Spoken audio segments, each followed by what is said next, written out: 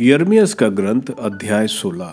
नबी के माध्यम से भविष्य का संकेत। मुझे प्रभु की यह वाणी सुनाई पड़ी, तुमको यहाँ ना तो विवाह करना चाहिए और ना पुत्र पुत्रियां उत्पन्न करना, क्योंकि इस देश में उत्पन्न होने वाले पुत्र पुत्रियां उन्हें जन्म देने वाली माताओं और उनके जन्मदाता पिताओं के विषय में प्रभु यह कहता है, वे भूख से पीड़ित होकर मर जाएंगे। उनके लिए ना तो कोई शोक मनाएगा और ना कोई उनको दफन करेगा। वे खेतों में खाद की तरह पड़े रहेंगे। तलवार और अकाल से उनका विनाश होगा और उनके शव आकाश के पक्षी और पृथ्वी के पशु खाएंगे। क्योंकि प्रभु ये कहता है, तुम शोक मनाने वाले किसी घर में प्रवेश मत करना, किसी के दफन में सम्मिलित मत होना और उन लोगों से सहानुभूति मत रखना, क्योंकि मैंने इस प्रजा को प्रदत्त अपना आशीर्वाद, अपनी कृपा और अपनी अनुकंपा को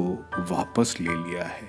यह प्रभु की वाणी है। इस देश में छोटे बड़े सब मरेंगे, ना तो इन्हें कोई दफनाएगा, ना अपने को काट कर या सिर मुंडवा कर इन पर कोई शोक मनाएगा। जो किसी मृतक के लिए, चाहे वह उसका पिता हो या माता, शोक मना रहा है, उसे सांत्वना देने के लिए ना तो उसे कोई भोजन देगा और ना पेय। तुम उत्सव मनाने वालों के घर में प्रवेश मत करना और उन लोगों के साथ बैठकर मत खाना पीना, क्योंकि सर्वशक्तिमान प्रभु इज़राइल का ईश्वर यह कहता है, तुम्हारी आंखों के सामने तुम्हारे जीवन काल में ही मैं इस देश में आनंद एवं उल्लास की ध्वनि और वर वधू का गीत बंद कर दूंगा। जब तुम इन लोगों से ये बातें कहोगे और ये तुमसे पूछेंगे, प्रभु ने हम पर इतनी बड़ी विपत्ति ढाने का निश्चय क्यों किया है? हमने अपने प्रभु ईश्वर के विरुद्ध कौन सा अपराध और कौन सा पाप किया है? तो तुम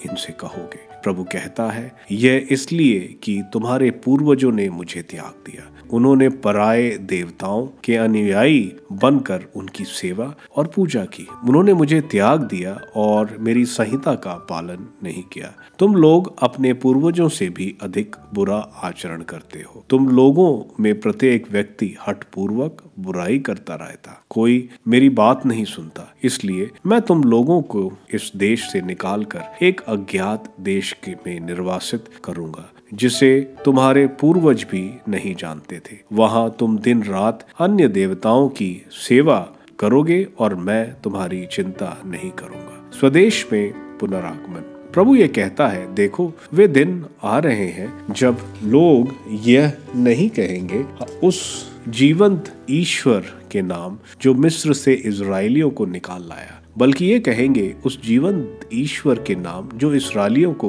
उत्तरी देश और अन्य सब देशों से निकाल लाया, जहां उसने उन्हें निर्वासित किया था, क्योंकि मैं उन्हें उस भूमि में वापस ले जाऊंगा जिसे मैंने उनके पूर्वजों को दिया था। आक्रमण की सूचना। प्रभु ये कहता है, देखो मैं बहुत से मछुओं को बुला भेजूंगा, वे उन्हें पकड़ेंगे। इसके बाद मैं बहुत से शिकारियों को बुला भेजूंगा जो हर पर्वत, हर पहाड़ी और चट्टान के दरारों में उनका शिकार करेंगे। मेरी आंखें उनके समस्त आचरण पर टिकी हुई हैं, मुझसे कुछ छिपा नहीं है। मैं उनका प्रत्येक अपराध देखता हूँ। मैं उन्हें उनके अपराधों और पापों का दुगना दंड दूंगा, क्योंकि उन्होंने मेरे देश को अपनी मूर्तियों की लोथों से दूषित किया और मेरी विरासत को अपनी घृणित देव मूर्तियों से भर दिया है।